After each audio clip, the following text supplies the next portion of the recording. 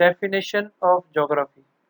आज जो हमारा विषय रहेगा, टॉपिक रहेगा, वो डेफिनेशन ऑफ ज्योग्राफी रहेगा। इसके पहले हमने मीनिंग ऑफ ज्योग्राफी के बारे में डिस्कस किया था। तो आज हम कुछ जो विद्वान हैं, भूगोलवेत्ता हैं, उनके क्या डेफिनेशन उन्होंने भूगोल की दी, इसके बारे में स्टडी करेंगे।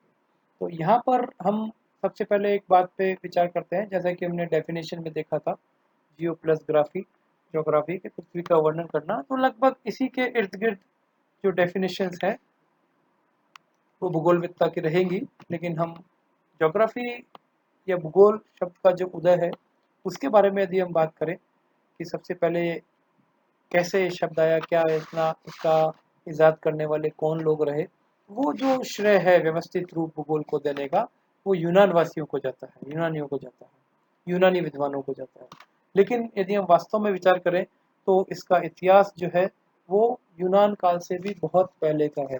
और ये डेफिनेशन के बारे में या भूगोल के बारे में उससे पहले, जब से मानव ने अपने जो समीपस्थ पर्यावरण को समझने का प्रयास प्रारंभ किया, उसके बारे में चिंतन प्रारंभ किया, उसी समय से जो है भूगोल का जो उदय है या भूगोल का विषय का जो प्रारंभ है वो माना जा सकता है।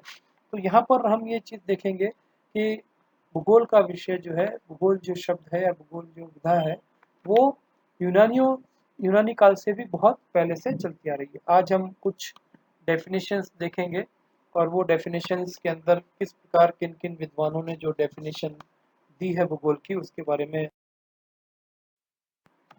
तो सबसे पहले मैं आपको यहाँ पे स्क्रीन पर दो विद्वान हैं, उनकी डेफिनेशन लिख रहा हूँ, फ्रीमेंस एवं रॉब। इन्होंने जो डेफिनेशन दी वो मैं आपको स्क्रीन पर दिखा रहा हूँ कि the literal definition of geography would be writing about or description of Earth's features including all that appear on it। तो इनका ये मानना है, इन्होंने जो भूगोल की परिभाषा दी उसके तहत ये बताया कि पृथ्वी और उस पर जो दिखाई देने वाली सभी बातें या तथ्यों का वर्णन या उसके बारे में लिखना ही शाब्दिक अर्थों में भूगोल है। तो भूगोल का इन्होंने बहुत विस्तृत जो है वो अपना विचार इस डेफिनेशन के माध्यम से प्रस्तुत किया। मैं समझता हूँ इस डेफिनेशन से कुछ भी ऐसा नहीं है जो कि आपको समझने या याद करने में दिक्कत आए। तो विस्तृत रूप से इन्होंने डेफिनेशन जो है वो दी। इसके पश्चात नेक्स्ट डेफिनेशन स्ट्रैबो की डेफिनेशन है। और स्ट्रैबो जो विद्वान हुए हैं, इसके पहले भी कई जो विद्वान हैं जो यूनान और रोमन काल के हैं, अनेक विद्वान, उन्होंने भूगोल में बहुत योगदान किया है और अपना भौगोलिक वर्णन प्रस्तुत किया है। और इनमें जो प्रमुख विद्वान हैं वो हम यहाँ पे थोड़ा सा डिस्कस कर लेते हैं उनके नामों के बारे में। हिकेटियस है, उसके अलावा अरस्तु, रेटोस्नीज, हेरोडोटस और स्ट्रैबो, टॉलेमी, इनके नाम जो है उल्लेखनीय है। और इरेटोस्नीज ने तो सर्वप्रथम ज्योग्राफी का वर्ड का जो प्रयोग किया था और भूगोल का नामकरण करने, उसके अलावा पृथ्वी की गोलाई को मापने के लिए वैज्ञानिक विधि ज्ञात करना, उसके अलावा तर्कपूर्ण जो वर्णन है वो उनके द्वारा दिए गए, और बसे हुए भागों का विस्तार, जो विश्व पृथ्वी पर बसे हुए भाग हैं उनका एक्सटेंशन के बारे में उन्होंने बहुत विस्तार से बताया। और मुख्य अक्षांश और देशांतरों सहित विश्व के मानचित्र जैसे बहुत महत्वपूर्ण योगदान उन्होंने भूगोल में दिए। इसीलिए इरेटोस्नीज को भूगोल का पिता माना जाता है। इनके बारे में हमने मीनिंग ऑफ ज्योग्राफी का जो लेक्चर देखा था उसमें डिस्कस किया था। तो इसी काल के आसपास जो है स्ट्रैबो जो भूगोलवेत्ता रहे, उन्होंने पहली बार भूगोल को जो परिभाषित किया वो डेफिनेशन मैंने आपके स्क्रीन पर बताई है। इसमें जो डेफिनेशन है आप इसको देख लें। Geography acquaints us with the occupant of the land and ocean and the qualities of the various qualities of the earth। भूगोल हमको स्थल और महासागरों में बसने वाले जीवों के बारे में ज्ञान बताने के साथ साथ विभिन्न लक्षणों वाली पृथ्वी की विशेषताओं को समझाता है। तो यहाँ पर सबसे पहले हम कह दें कि इस प्रकार जो पहली बार यह समझाने का प्रयास किया गया किसी भूगोलवेत्ता द्वारा कि भूगोल में विभिन्न स्थल खंडों, जो महाद्वीप जिसे हम कहते हैं, उसके अलावा महासागरों का विस्तार और प्रत्येक का लक्षण एवं ऐसे प्रत्येक क्षेत्र या स्थलखंड के निवासियों विशेषकर आवासिक क्षेत्र, मानव क्षेत्र जिसे स्ट्रैबो ने ऑक्यूमेन कहा और वर्तमान में इसे एक्यूमेन कहा जाता है। तो ये जो डेफिनेशन दी, ये दी आप स्ट्रैबो ने, और स्ट्रैबो के बाद हम नेक्स्ट डेफिनेशन लेंगे, वो शब्दकोश द्वारा जो डेफिनेशन दी गई भूगोल की, उसके बारे में आप यहाँ पे देख रहे हैं कि geography is the science of the surface of the earth and it's habitants.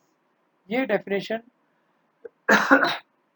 शब्दकोश द्वारा जो परिभाषा दी गई वो ये है, भूगोल पृथ्वी तल और पृथ्वी पर रहने वाले निवासियों का विज्ञान है। तो इस डेफिनेशन से ये स्पष्ट होता है कि ये विषय एक वैज्ञानिक विषय है और जो पृथ्वी तल पर जितने भी निवासी रहते हैं उनके हर कार्य को वैज्ञानिक ढंग से प्रस्तुत करना ही भूगोल का मुख्य ध्येय है या भूगोल वही है। इसके अलावा इमैनुअल कांट की जो डेफिनेशन है वो आपके सामने स्क्रीन पर है, और geography is the science in which those parts of the earth are studied that are the home of man।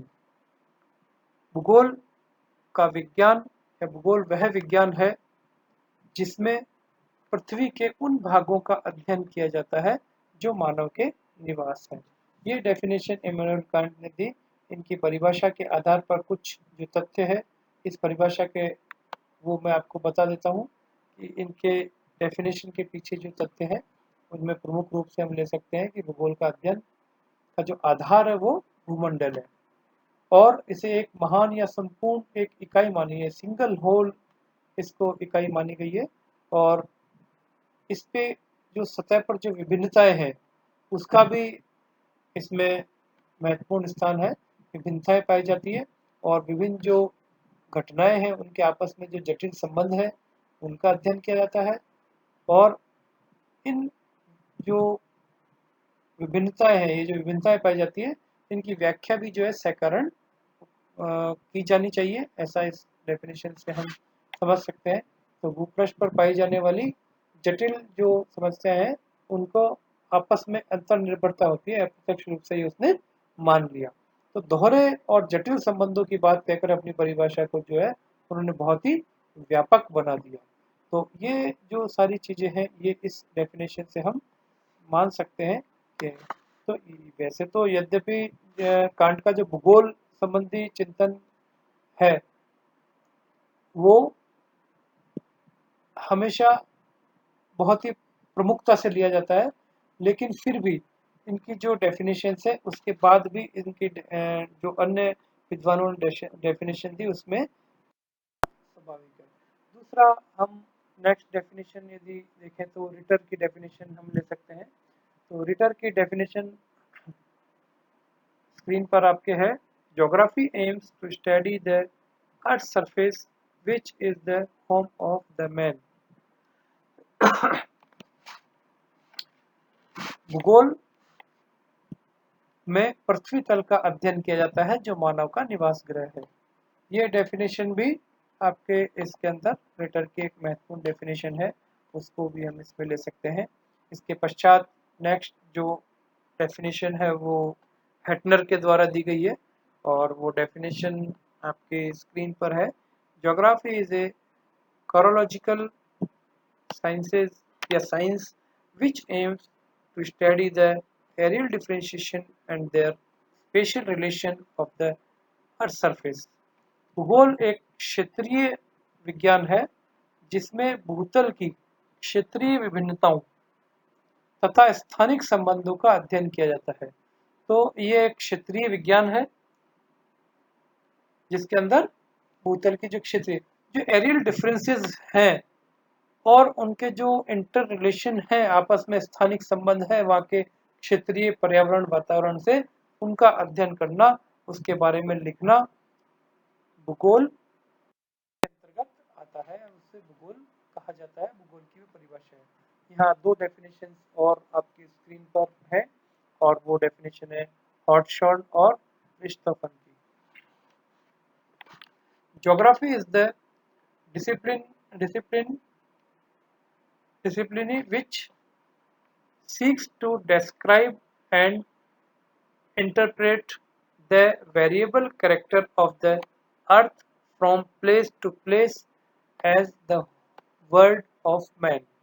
यहाँ पर भी ये बात हमारे सामने आ रही है कि भूगोल वह विज्ञान है जो पृथ्वी के स्थानीय परिवर्तन स्वरूप का वर्णन और व्याख्या मानव के संसार के संदर्भ में करता है। साइंटिफिक लॉजिक के साथ पृथ्वी के जो अलग अलग स्थान है उनमें जो उनके स्वरूप में परिवर्तन हो रहा है, चाहे वो प्राकृतिक स्वरूप हो, चाहे वो सांस्कृतिक स्वरूप हो, चाहे वो किसी भी प्रकार के उनमें जो परिवर्तन हो रहे हैं उनका एनालिसिस करना और उनका डिस्क्रिप्शन करना, वो इसके अंतर्गत हम ले सकते हैं। तो ये डेफिनेशन हॉटशॉट ने दी, और उसके पश्चात रिश्तोफन की डेफिनेशन और हम आज के इस लेक्चर में देख लेते हैं कि the study of different areas of the earth surface and their total characteristics is geography.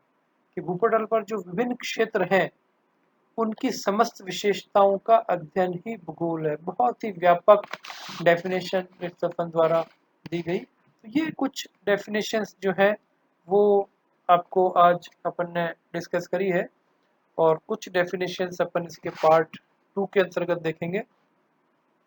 तो इस प्रकार से आपका ये पार्ट 1 कंप्लीट होता है। तो पार्ट 1 के पहले मीनिंग ऑफ ज्योग्राफी और डेफिनेशन ऑफ ज्योग्राफी, इसके अपन ने 2 लेक्चर देखे। इसके पहले हमने जो पैटर्न देखा था कि किस प्रकार से आपकी ज्योग्राफी का पैटर्न रहेगा आपके एग्जामिनेशंस में, तो आप उसी संदर्भ में कुछ डेफिनेशंस आपको इसमें से याद रख के उसका एनालिसिस एग्जाम्स में करने की आपको आवश्यकता पड़ेगी। तो ये आज का अपना रहा। इसी के साथ आपका ये